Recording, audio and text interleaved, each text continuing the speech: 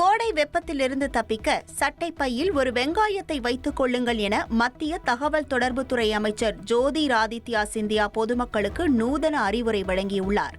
மத்திய பிரதேசத்தின் ஷிவ்புரி பகுதியில் நடைபெற்ற நிகழ்ச்சி ஒன்றில் பேசிய அவர், தான் காரிலோ அல்லது அலுவலகத்திலோ ஏசியை பயன்படுத்தவில்லை என்றும் 51 டிகிரி வெப்பத்திலும் தன்னால் இயல்பாக இருக்க முடிகிறது என்றால் அதற்கு ஆயுர்வேத முறைகளே காரணம் எனவும் தெரிவித்தார்.